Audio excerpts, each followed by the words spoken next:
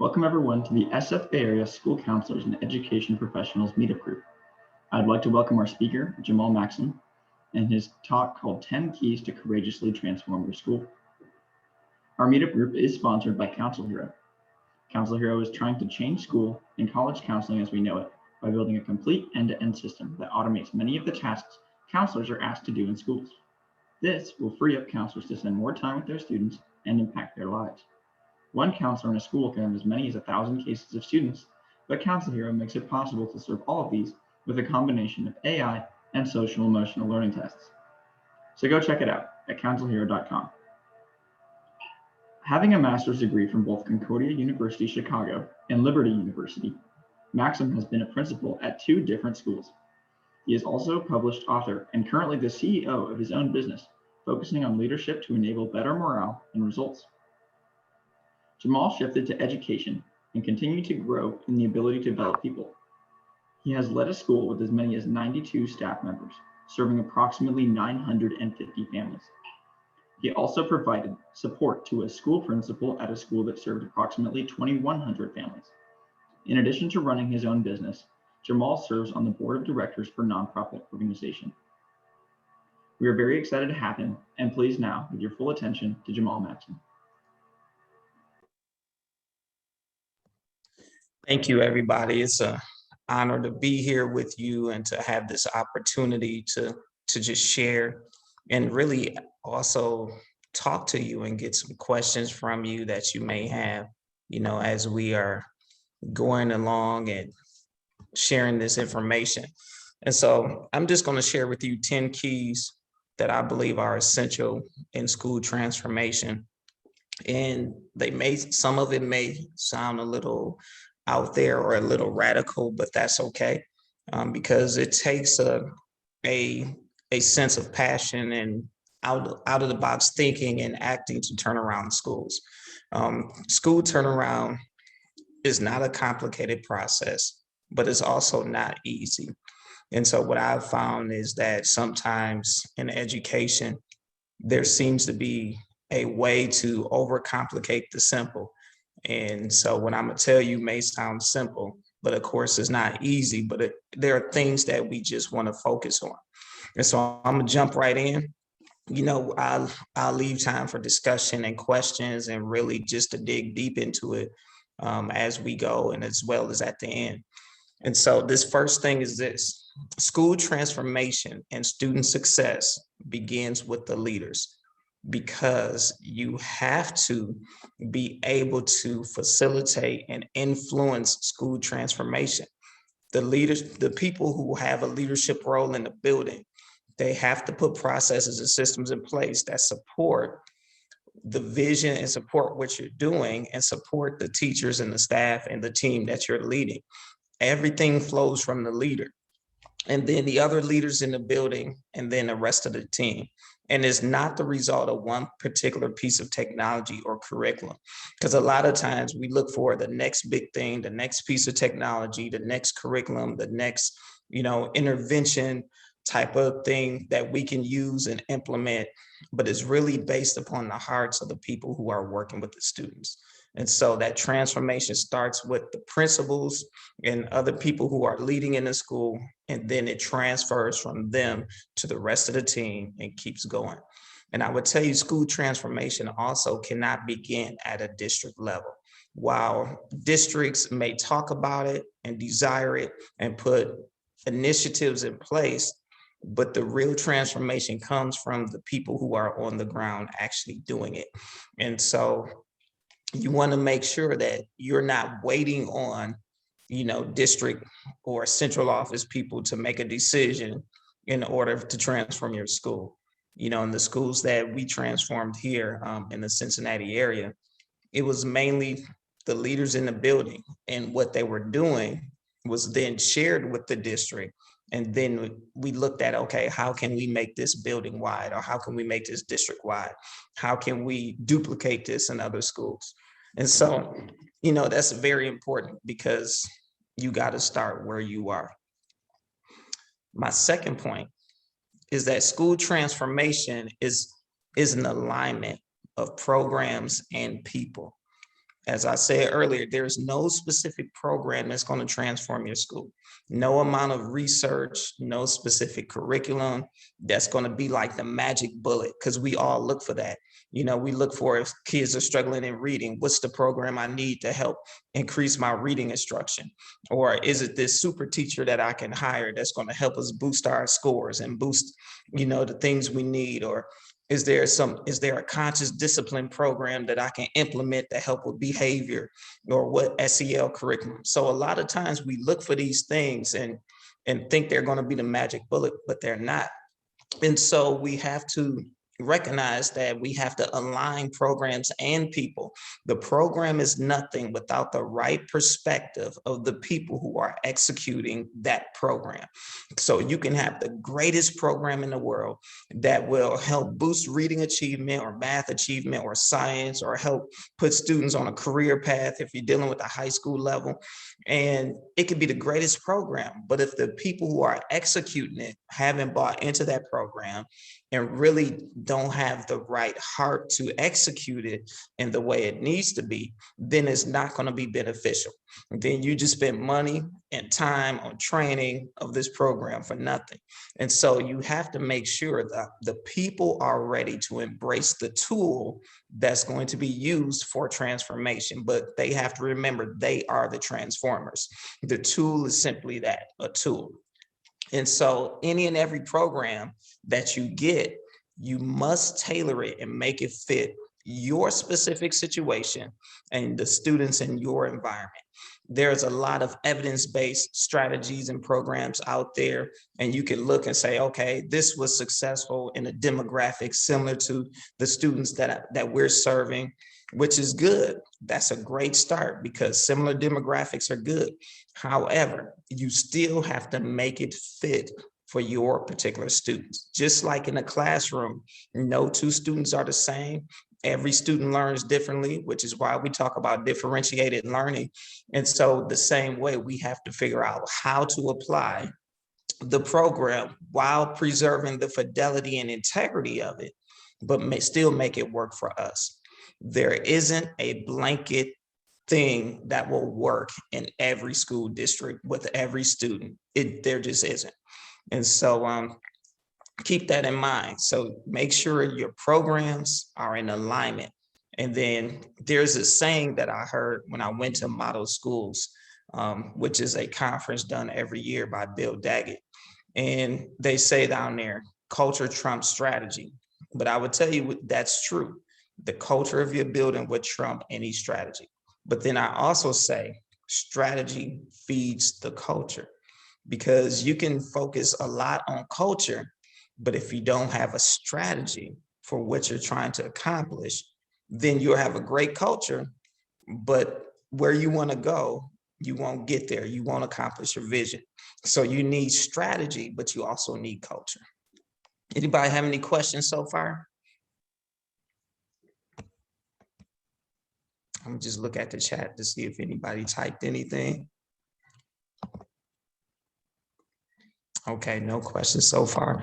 All right, so the third thing, and this is what I define leadership, because a lot of times when I said that school transformation begins with the leaders, a lot of people look to our building leadership team.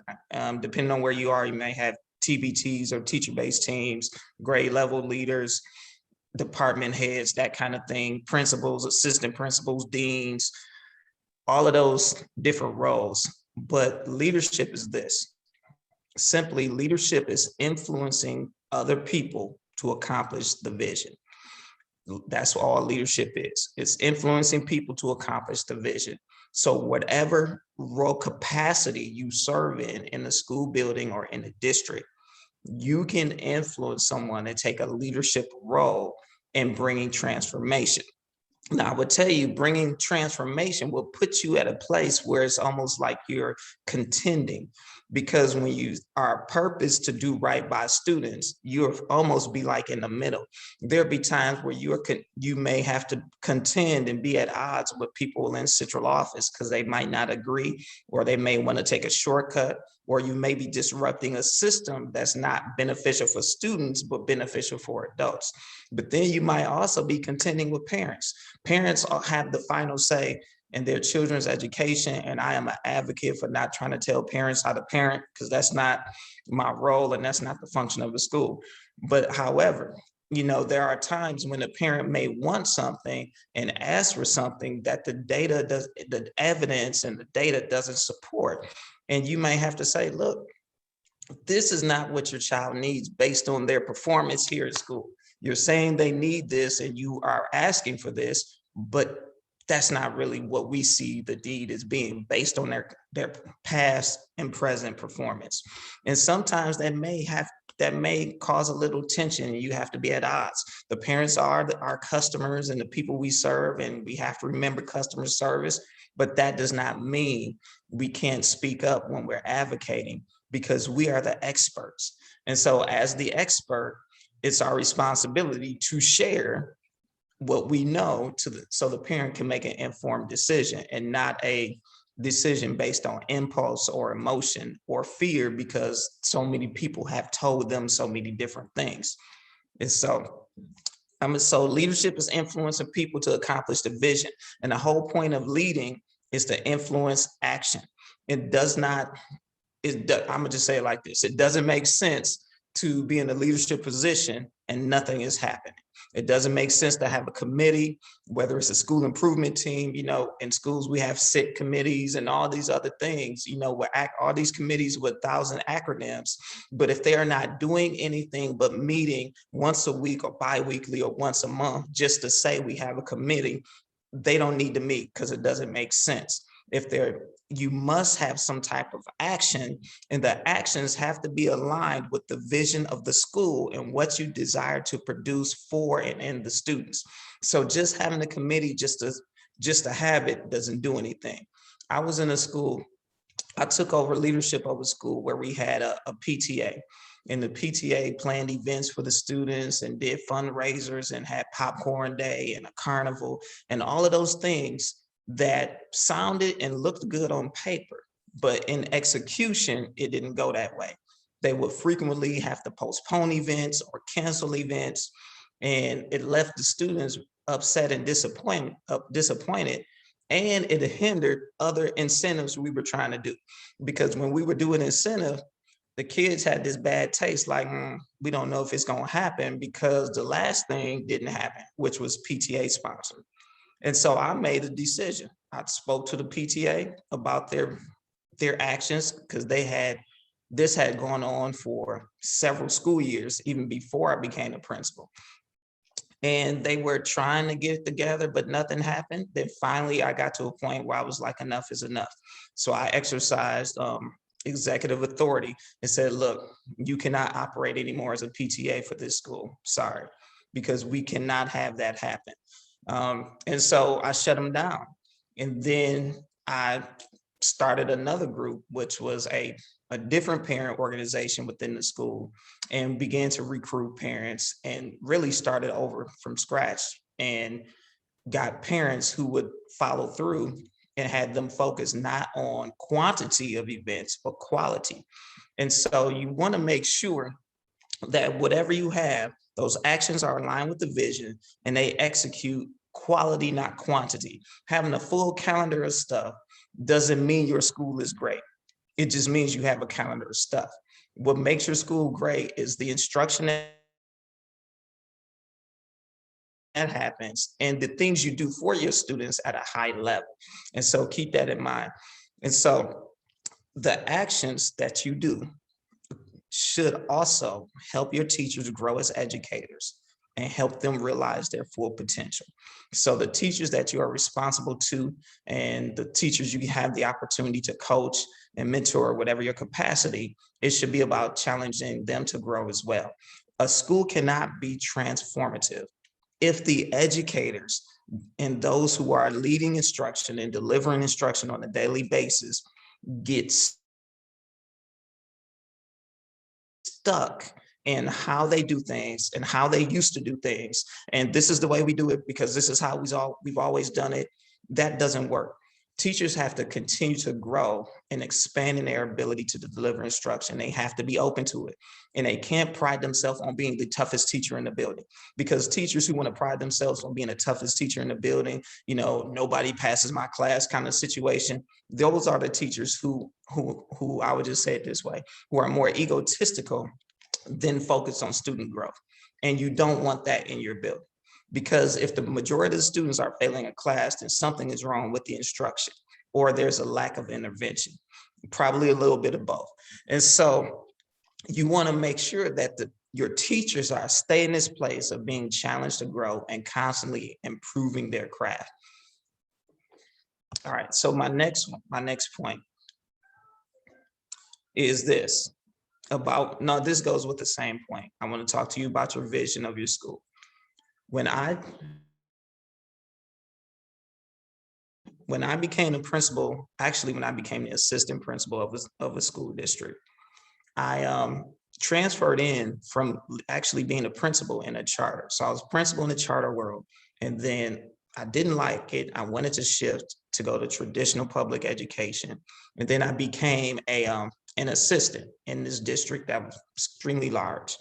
And the school I began to work at or serve at was the top school in the district.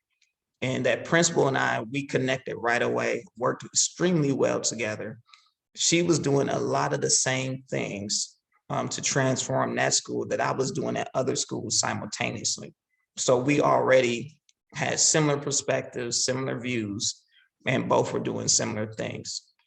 Now, the issue when I got there was this: because they were the top school in the district, they had this sense of, we're doing great, which they were, but there was a lack of urgency because they believed they met the goal that they initially set out. Because they met the initial goal, they slacked on the urgency of continuing the work and the transformation. And so I would talk to teachers and say, okay, what's our goal? What's our vision? And they would say, we're going to help students grow. We're going to increase student achievement. And I said, how much? And I was like, how much are you going to grow? How much are we going to boost student achievement? They couldn't tell me. They just said, we're going to grow them. And so what I did was I put a specific number to that thing. I said, okay. And this was the year the principal was still there. The next year she relocated and recommended me to be her successor, which was awesome. She said, so we said, okay, every kid in this building is going to grow by 150% from where they are at the beginning of the year. We can't control summer. I know a lot of times people talk about controlling summer learning loss and all of that with summer school and things like that. Summer school helps, but summer school, 4 weeks does not make up for an entire year of instruction. It just doesn't. And so what you can do is you can help maintain levels or help sharpen some weak areas that people have with their skills, students have with their skill set. So we put a number of 150% because here in Ohio, based on the data, the average student is 3 years behind in reading and math. So we said if we grow them in 1 year's time within that school year, they won't make up that deficit, and then it'll continue to compound. So what we did, we said, okay, let's grow them an extra half a year so that within the 4 years' time, they will close that gap. Now, I've been in a school where I was able to be more aggressive than that and say 2 years and 1 year's time. But that was because I had the right tools and systems in place to support that growth. And so because this district needed more tools and systems to support that level of aggressive growth, we said 1.5 years. And then when we did that, we put posters up, 150% growth by the end of the year, all over the building. Each teacher had it up in their classroom. On the announcements, I would mention, remember, at the end of this year, we're all going to grow by 150%. And when I would do walkthroughs, which I frequently did because I never sat in my office, I was always in the classrooms. I will ask the students 4 questions, and I would tell them on the announcements the questions I'm going to ask. And they were the same questions every day. What are you doing? How do you know your work is good? How can you improve? And I'm sorry, the 4th question just slipped me. So just focus on those 3.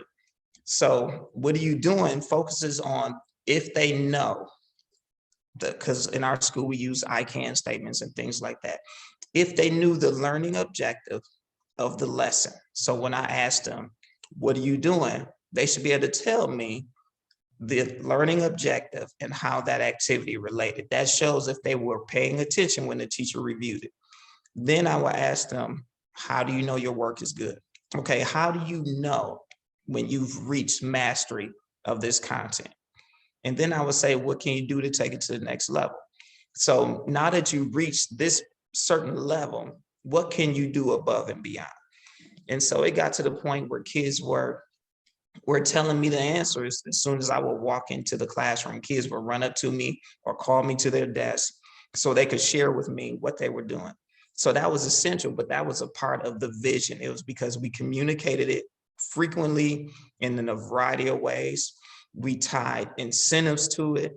We had mid-year parties. We had end of the year trips and parties. We had, ice cream mornings, and we had, breakfast with the principal and all kind of things tied to this academic growth goal. Even when we had to deal with what people call discipline, which I just call helping people get to the correct behavior. When students made bad behavioral choices, we tied it to that.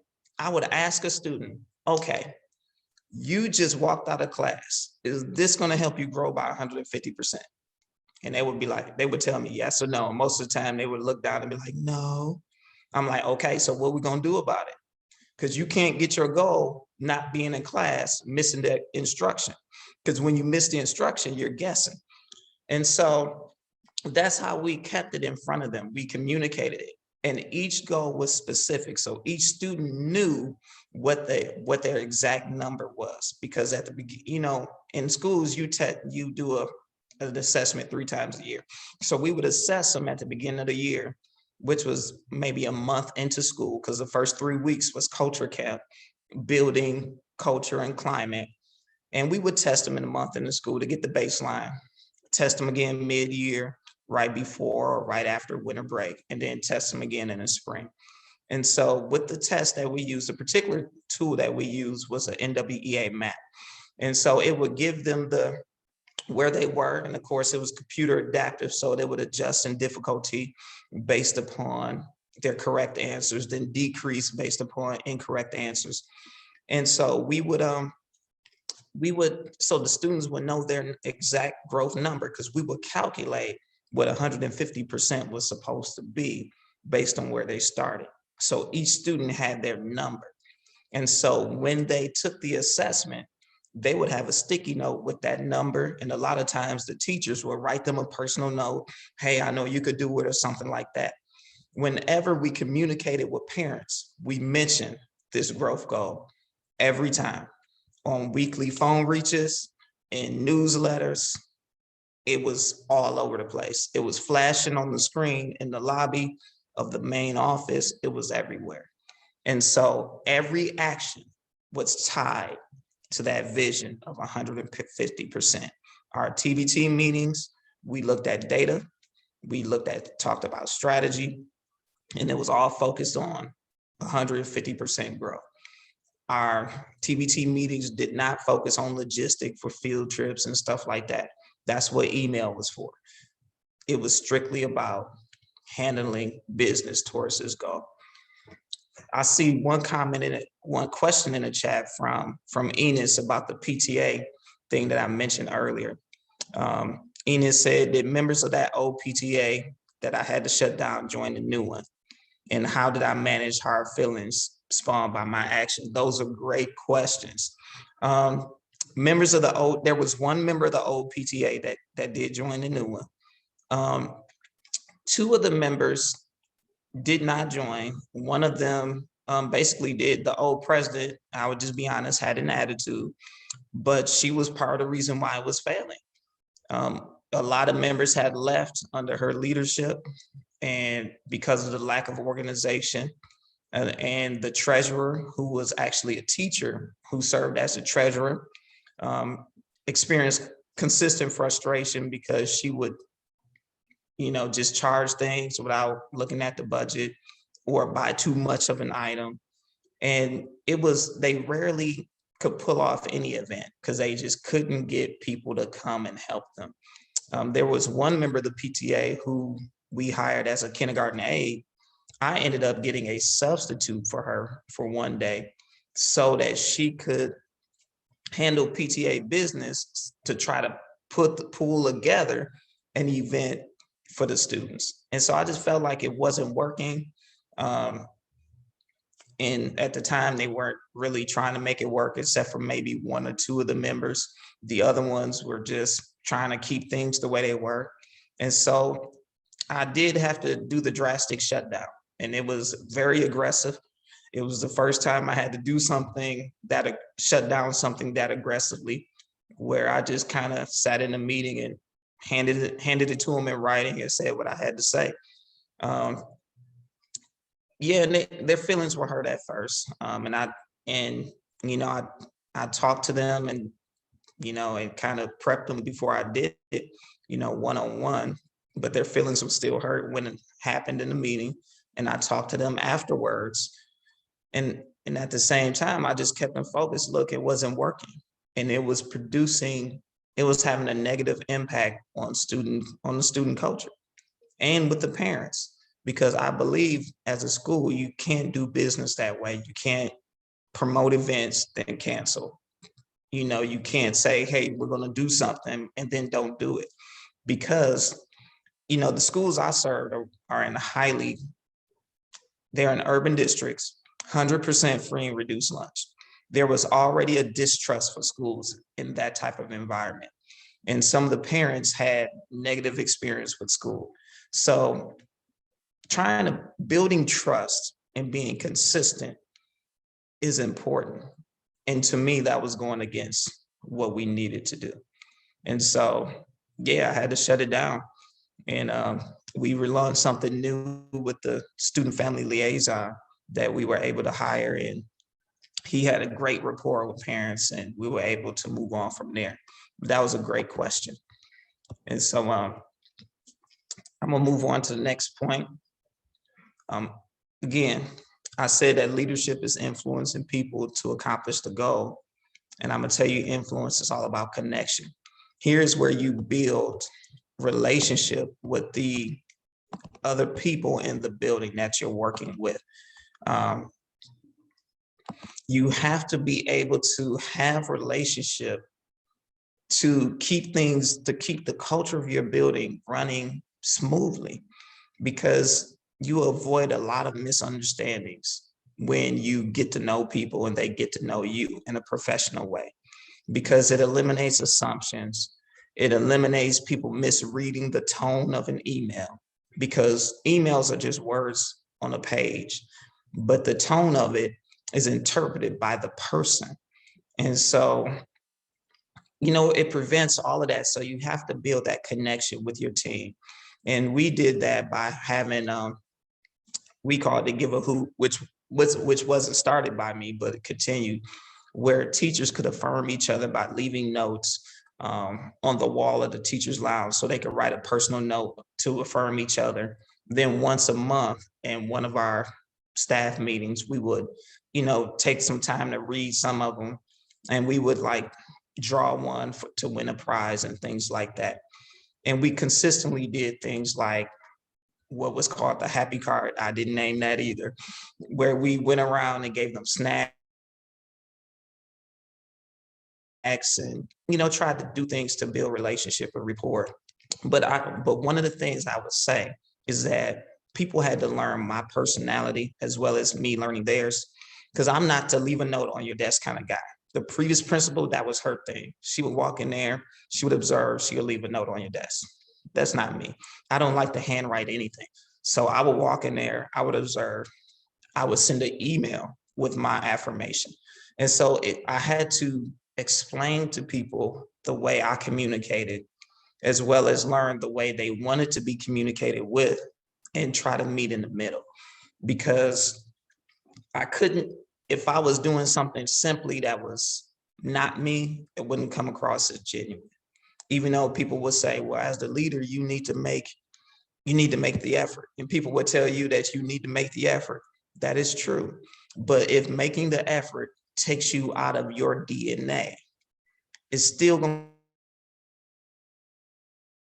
to come across as not being genuine. And you'll be jumping through hoops and doing all these different things trying to connect, and it won't happen.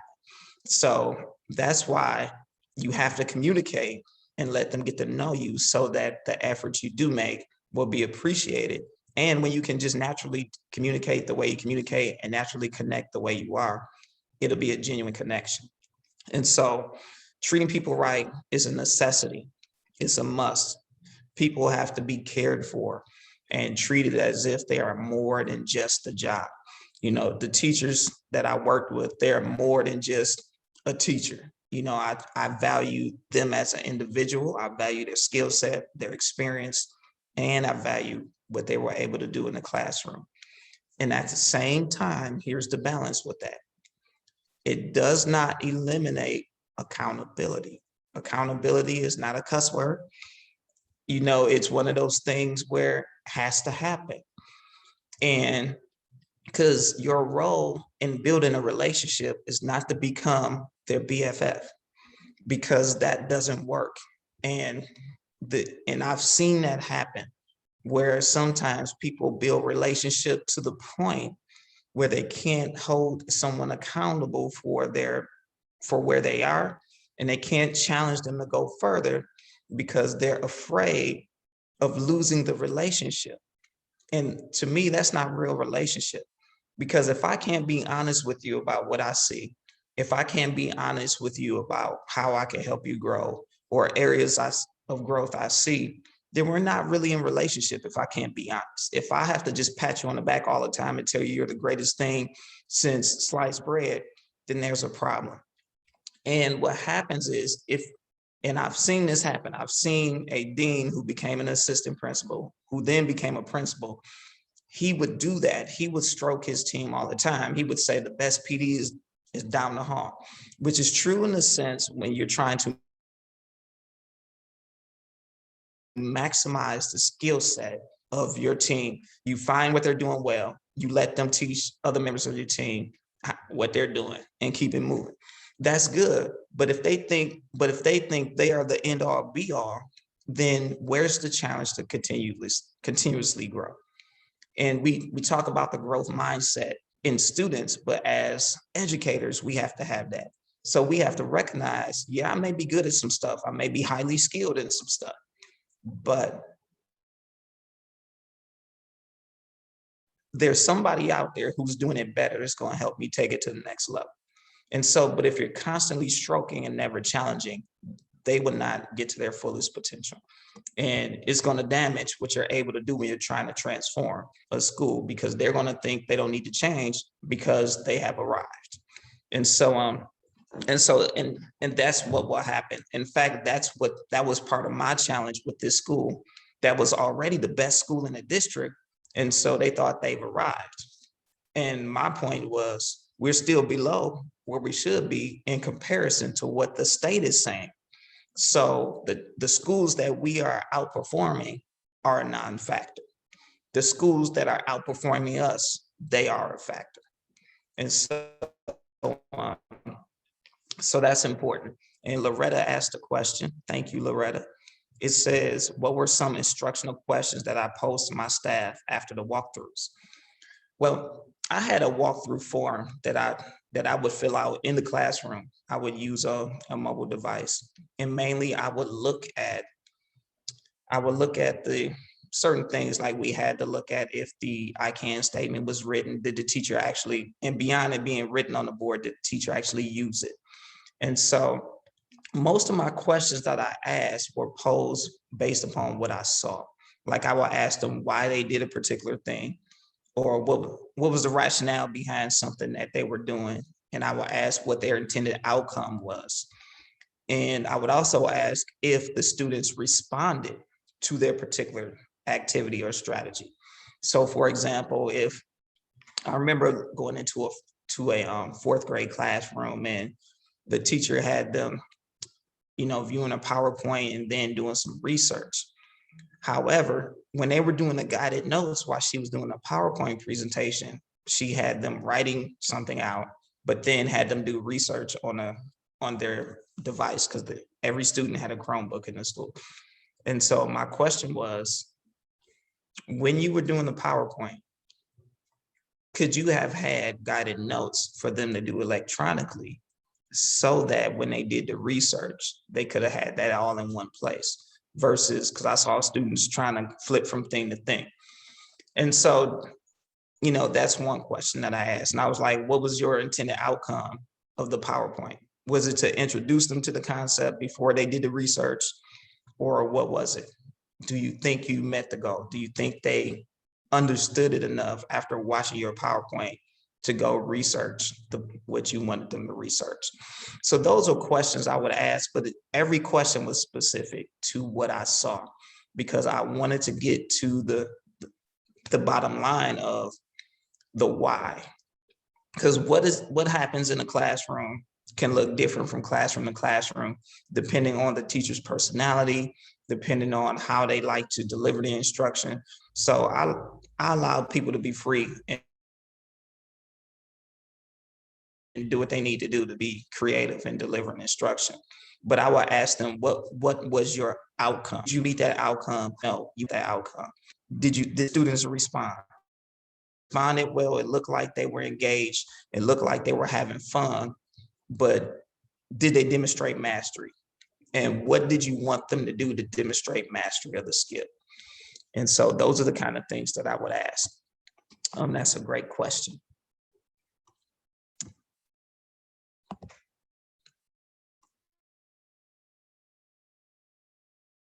Yes, absolutely.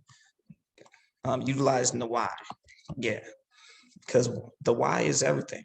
Intentionality and purpose is everything when you're teaching. Because I found that sometimes people would do things just because they heard it worked well, or because it's something fun. There was a social studies teacher that was in the building, and he would teach a lesson every year simply because he liked to, and it would be around, the Christmas holiday time. So he would talk about his lesson was called Christmas Around the World. And one day I asked him, I said, why do you teach this? What do you hope to get out of it? And he was just like, well, it's a fun thing for them to learn about, Christmas, how other cultures celebrate Christmas. And I said, what about the cultures and countries that don't celebrate it? I'm like, so how are they learning in that aspect? How are they learning about these other cultures and countries that don't celebrate it? Because one of your standards is they should learn cultural aspects of these different countries. So why do you call it? Why does it have to focus on Christmas? Why don't you have it focus on holiday celebrations that occur during this time? So that way, if a country doesn't, or a culture doesn't celebrate Christmas, okay, what do they celebrate and how do they celebrate it? So, because trust, I have nothing against Christmas, I celebrate it. But the whole point was the why. He was teaching something that he just liked to teach because it was fun for him. And it really didn't meet one of his standards that he was supposed to teach. So I had to get him back focused so he could tweak that lesson just a little bit so it would meet the state standard of exposing the students to the different cultural practices and their holidays and things like that. And so, so my next point, when you want to transform your school, remember this. And I say it this way intentionally. Greatness needs a team. No matter how good you are, how great you are, because I believe everyone on this call is great. I don't have to know you to know that.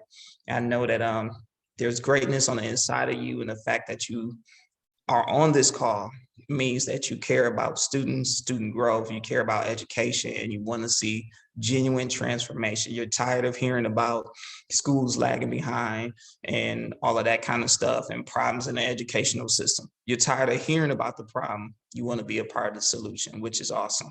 And so remember, you need a team. You cannot do it alone. And because you will limit how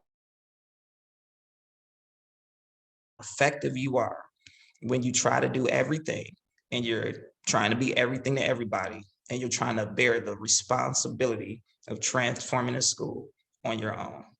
You have to get people to buy in and be willing to pay the price of transformation, because transformation does come at a cost. It's not complex, but it doesn't come easy, and there's a cost associated with it.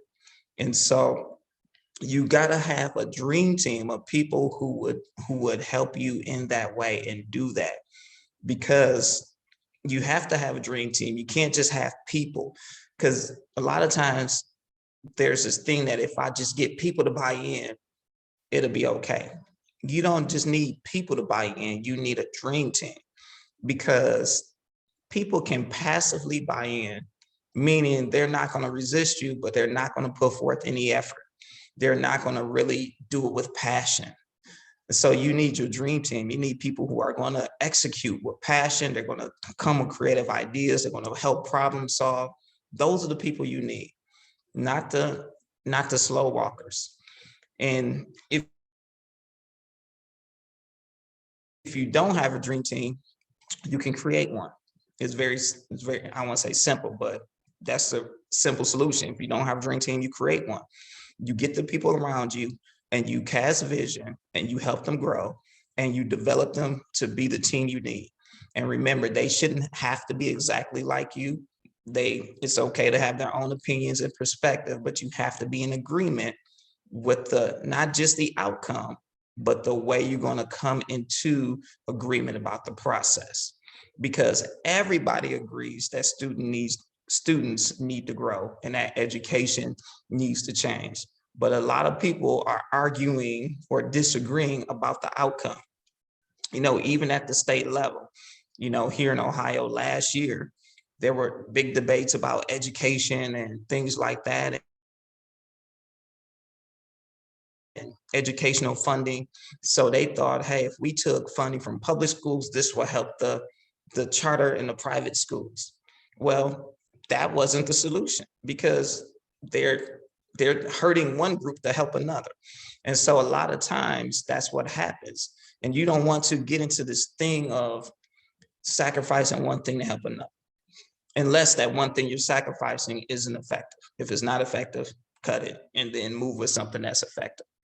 So you develop your team of people who can be passionate about what you do, problem solve, and agree with how you're going to come into an agreement, and understand that being heard doesn't necessarily mean we're going to do everything you want, because there has to be a clear distinction between that. And you have to clearly outline the vision of your school to get your dream team. The clearer you are, the more precise you are, the easier it is that people can make a decision.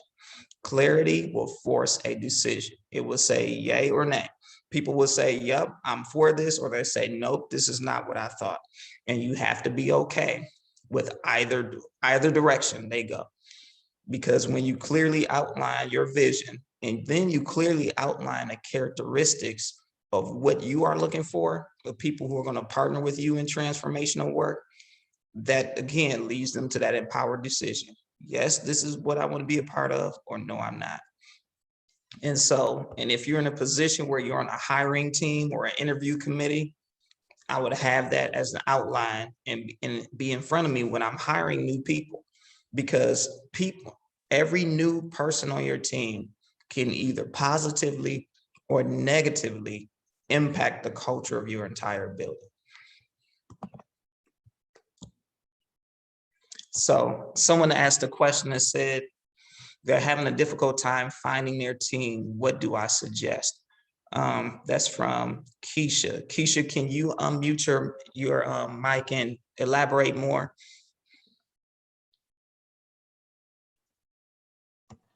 Oh, sorry, Jamal. We actually can't let people unmute just because of our security. Got it. Okay. Well, can you type in the chat and elaborate more, Keisha, about the difficulty you're having finding your team? And while she's typing, I'm gonna keep it moving just to honor everybody's time, and then I'll circle back. But I will say this: you have to be selective, and that's why I want to hear Keisha's specific situation, because you can't just pick anybody. So you have to be selective. You have to look for not just passion for teaching, but passion for student growth. You have to look for willingness to learn, willingness to come to an agreement. Somebody who's not always trying to be right or have the tight face and is angry when they're not right.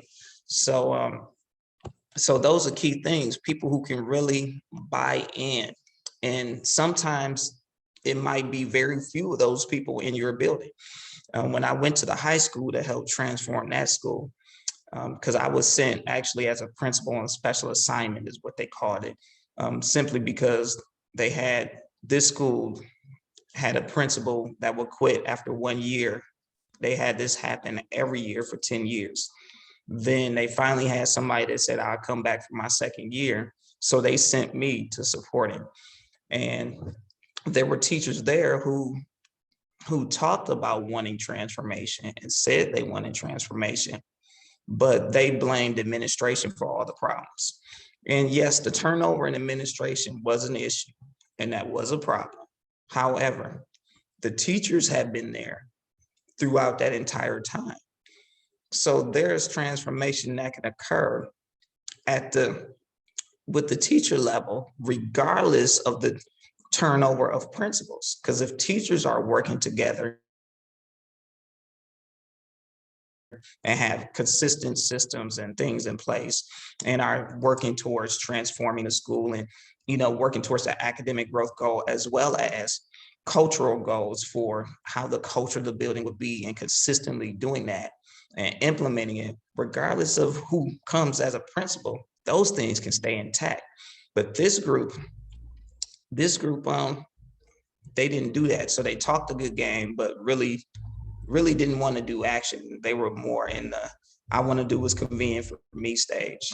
And so there may be very few people that are in your building that actually want to take action. And so you have to just be mindful. That's why you have to watch. You have to watch more than what people say. You have to watch what they do when you're talking about a team, because people can talk a good game, and nobody in education will say that they're not for student growth, because everybody there will tell you that. And they will all say we're here for the students. But when you have to ask them to do something that's not convenient for the adult, but extremely beneficial for the student, then you really see what happens. And there are times, those of you that are in leadership positions, there are times when that dynamic will come to play. You try to make it as a win-win for teachers and students as possible. However, we're there for the students first.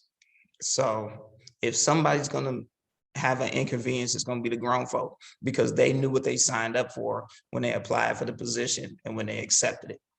And so Keisha says, I clarified it after she answered the question. But she's having difficulty finding people that believe in 150%. The people she sees believe that they won't get it, or they aren't motivated. And she hears that she does too much. That is a great question. I dealt with that too, because people will sometimes think, oh, the students can't do that. Why are we doing that? We're setting them up for failure. They will say that. But the thing is, you have to keep pushing that vision and staying on it. You cannot let up. And I'm telling you, that's where the tenacity and the fortitude comes. You can't let up. Yes, they can do it, because students will rise to the level of expectation that you set. Whatever level of expectation you set for the students, they're going to hit that mark. Now, there are going to be some that don't hit 150%. And I'm telling you, I had students that didn't. Some only grew 100. I had some that grew 75. That's the nature of the dynamic that occurs sometimes. But that does not mean you lower your standard because a few kids couldn't hit it. You find out why and then put in supports. And then if you have teachers that don't believe, you have to just keep saying, yes, they can do it. Yes, they can do it. Yes, they can do it. And then make sure you have the systems in place, the tools in place, and do good professional development in the instructional areas that are needed to make this thing a reality. Some teachers think the students can't do it because they have issues getting the students to perform in class. And when students don't perform in class, it's either an instructional problem, the instruction is not delivered in a way that the kid can understand it, or there's a problem with that classroom culture, because the kid will perform. And if the kid is not performing, when those two pieces are in place, then you can look at some other things. And so a lot of times the unmotivated is because they're weary and they've either gone from thing to thing to thing to thing and never stay consistent with a strategy, which is key, because there are times where they jump from one thing to the next. They call it the shiny object syndrome. Oh, I'm gonna try this strategy today because it's supposed to be the greatest. Nope, I'm gonna try this one because John Hattie said this works. Nope, I'm gonna try this one because of this. Oh, I'm gonna try Orton Gillingham, or I'm gonna try the letters. I'm gonna try this. I'm gonna try that. I'm gonna try Haggerty. I mean, you have to find a thing that's gonna work for you and stay consistent.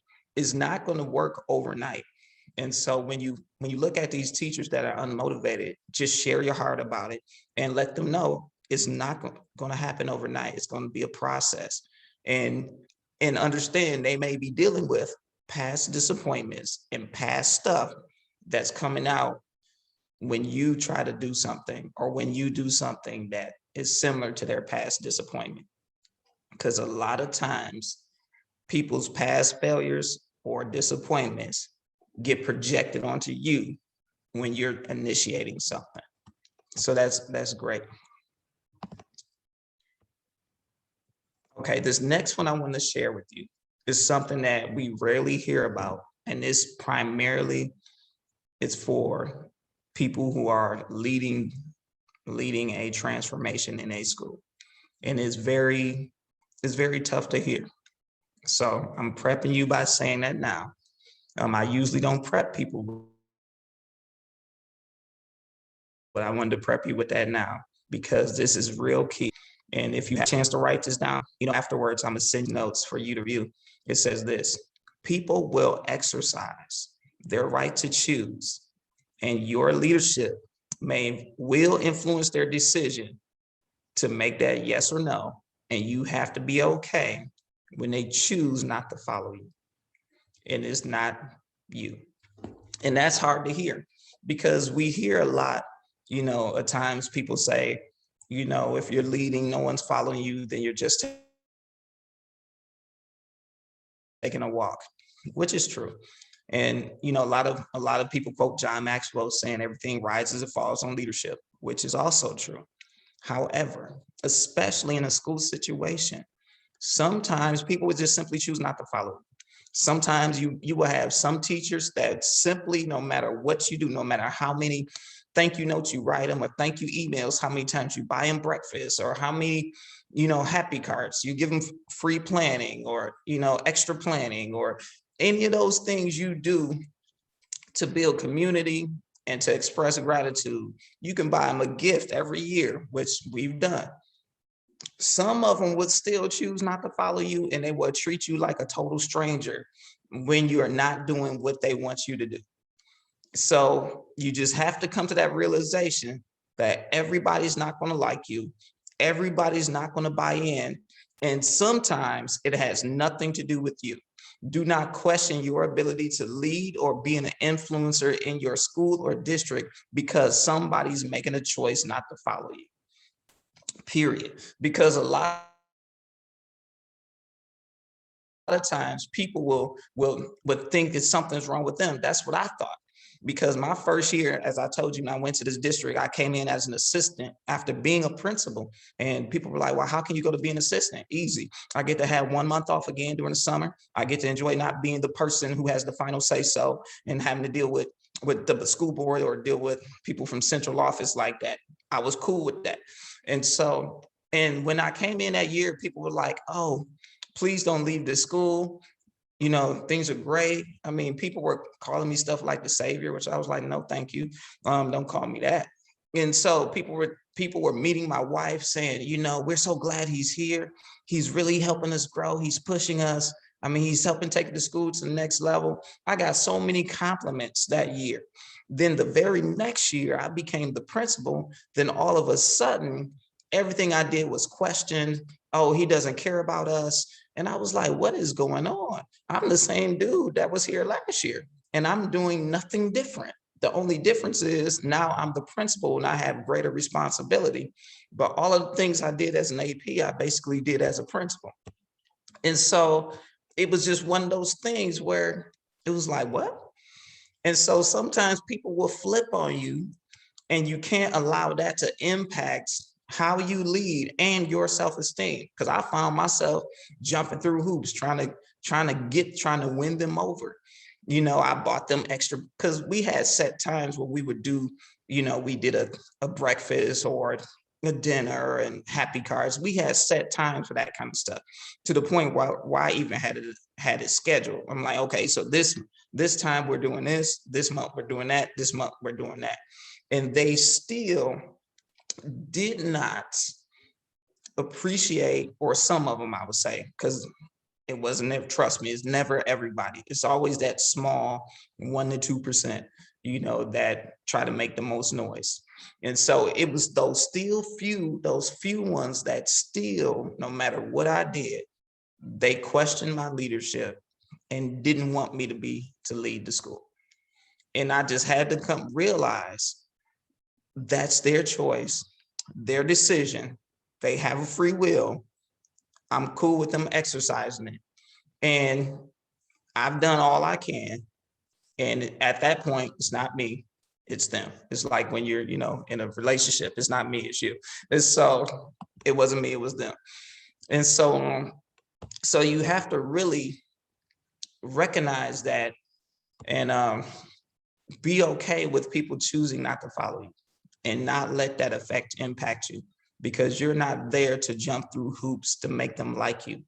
You're there to connect, yes, but you're primarily there to ensure student growth. Now, that does not mean be a dictator, because I've seen that where people have come in, I'm here to transform the school, and they're just like trying to change everything all at once, and they're treating people rough, and they're dictating because because we need to turn this around urgently. That doesn't mean do that either. You have to have balance. You need to come in with a sense of focus. You need to connect, not dictate, but then be okay when people choose not to connect with you. So yeah, I see a question in the chat that said the social studies teacher was an interesting example. How hands-on am I and other administrators in shaping a curriculum, and why? Well, I was very hands-on in the sense of ensuring the state standards were taught. Here in Ohio, the big thing with Common Core and things like that, but Ohio broke out of Common Core and created their own state standards that students had to master, and it's set up by grade level, by subject. And so when I'm evaluating instruction, I allow teachers to be free, like I said earlier, and be creative, because I want them to. I even recommend to them, read the book, Teach Like a Pirate, on how you can be interactive and make instruction enjoyable, because kids remember things when it's fun to them. But besides being fun, we still have to make sure they can master the content. So when I'm doing walkthroughs and evaluations, I'm looking to see what standard is being taught. And then I'm looking to see evidence that students' activities are in alignment with that standard. And so I do it. I will pull up the standard right there on my device, and I will look at it. And, I became very skilled at breaking down the standard. So I know what it's supposed to look like, even if it's a subject matter I never taught when I was in the classroom. So I would look at that standard, and I would analyze what's going on to see if the activity matches. And so that has to happen because, well, in high school, some students get to choose their teachers, but for the most part, it's my responsibility to make sure the teachers are delivering instruction that meets that standard. And so if something was off or wasn't in alignment, I asked the questions. I would use coaching methods and just ask them questions to get to the why or get them to talk about what they're doing to kind of get them to think and come to the conclusion on their own. There were times when I had to be like, hey, we can't do that, and when it was really detrimental, and there were times I would have to do that. Now, that was very rare. Most of the time, just by asking questions, again, like you do a student, people would discover the answer. And so what that was why, I had to make sure that things were in alignment with those standards. Now, our district, this particular school district, they chose the curriculum tools that we used. Their process, though, was to allow teachers to pilot it and give feedback and things like that. But because we had a whole department called Teaching and Learning, which does that.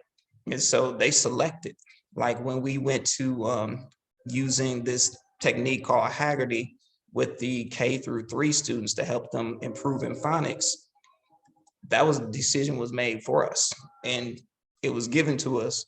And then my job was to make sure it was happening in the building, but we didn't have a say so in that. And so that's just how it is sometimes. That's just the nature of the business. Okay, any more questions? You can go ahead and type those in the chat. And I'm gonna move on. Now, remember this, and I'm gonna tell you this one too when you're leading transformation in your school. Remember, you will experience what I call leadership tension because of this. Leading transformation really isn't a destination, it's a journey, because there will always be room to grow. Now, of course, you need to close that gap, like I explained earlier. If students are 2 and 3 years below where they should be, you need to close that gap as quick as possible. But transformation is a continual process, because when you think you have your school the exact way you want it, there will be pieces of it that you feel and that need to adjust, because there will always be things that need to be adjusted. So remember, as a transformational leader in your school, it's a journey.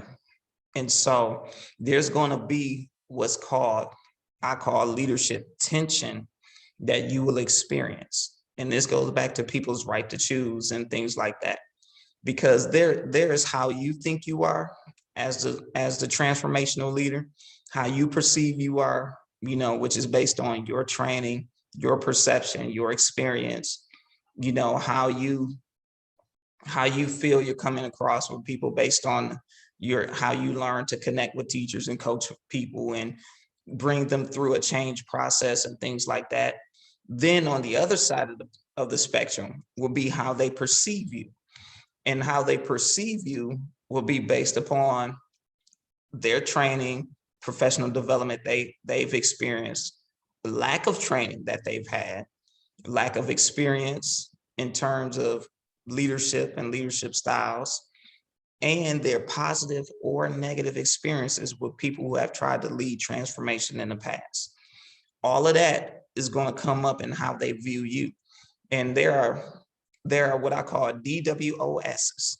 They have to deal with their own stuff. And sometimes they have not dealt with their own stuff when they've had a negative experience. So they're looking at you through that negative experience. They're trying to see you through that dirty lens of someone who tried something and didn't work, someone who implemented something too quick and didn't give them the proper training, someone who said, this is what we're doing in a dogmatic way and they didn't like it.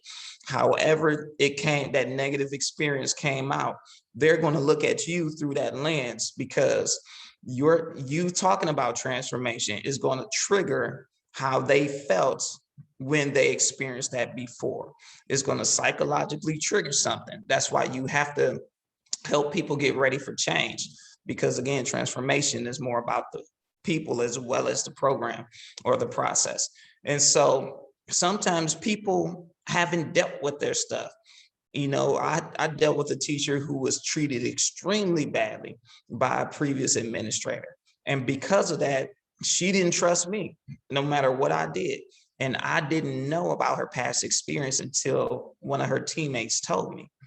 And so that helped me know what to do to interact with her to help build that sense of trust and safety to a degree, because she never let her guard down or a wall down.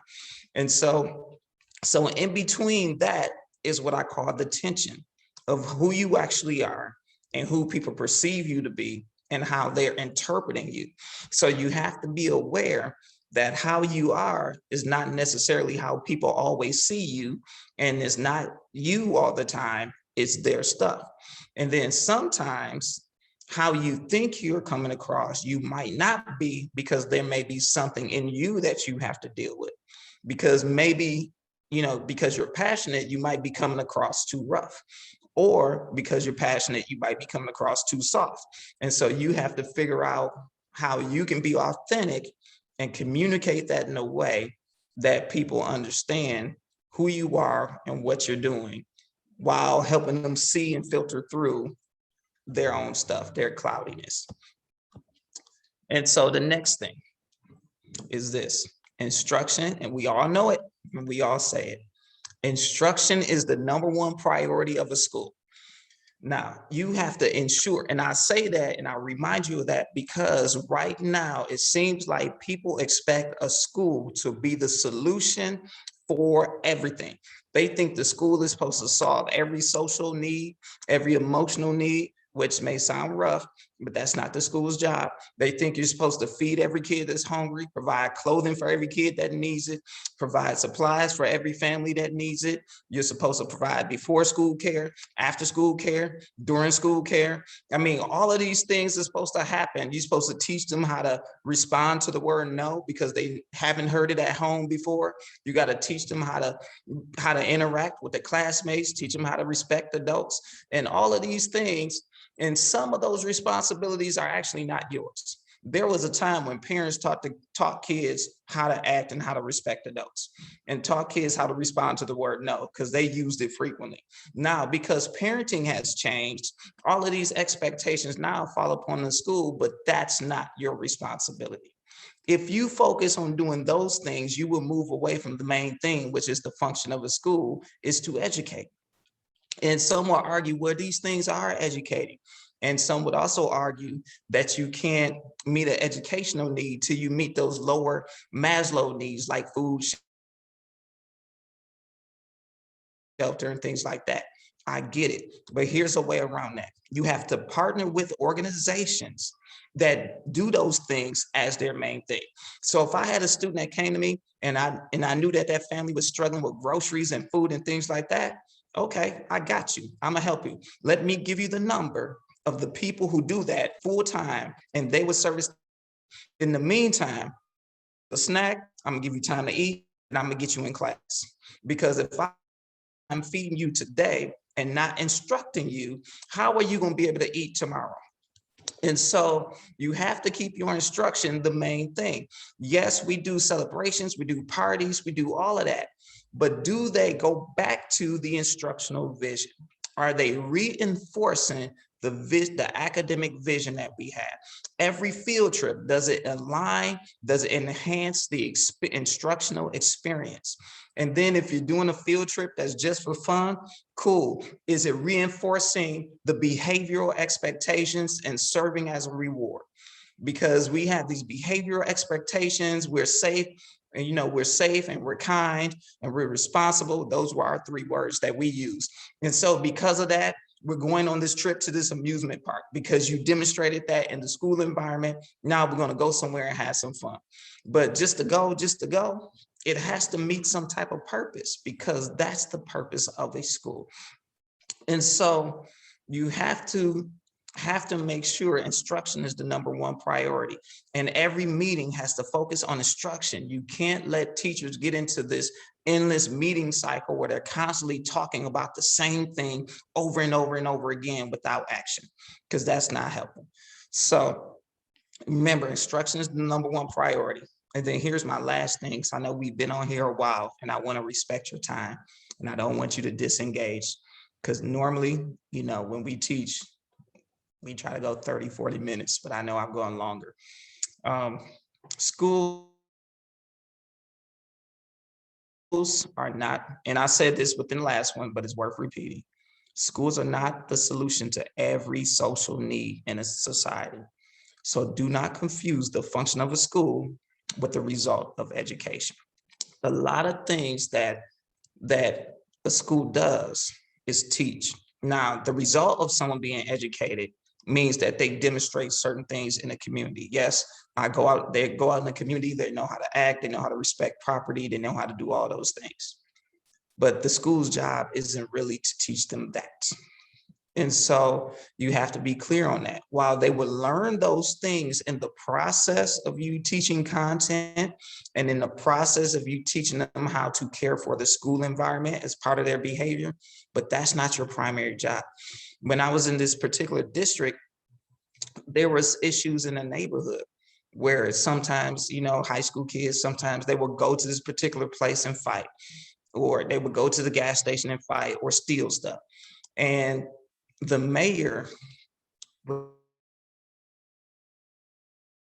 was blaming the superintendent on the high school kids' behavior that occurred outside of school hours. And my thought on that, and my response that I clearly articulated was, that's not us. We cannot be responsible for what kids do when they're supposed to be with their parents. And so, the superintendent was asked us, what could we do to help curb this behavior? Because it seemed like there was a period of time where almost every day something was jumping off because kids were meeting somewhere to fight in a community. And it would be not right after school, it would be hours after school. And so high school dismissed at 2:15-ish. And you're talking about at 4 or 5 o'clock in the evening, they're meeting somewhere in the neighborhood to fight. And the superintendent was asking us to brainstorm on things that we needed to do. And so clearly I was like, well, this is a community effort. We can help do something during our time of SEL time and social emotional learning time, where we talk about character and behaviors and things like that. But parents have to be responsible for knowing where their kids are. The police have to be responsible to respond appropriately without being too rough, knowing that they're kids. And the businesses in the community need to be responsible to do some stuff as well as the mayor, who's placing blame on everybody. And so remember, as a school, you are only a part of the puzzle.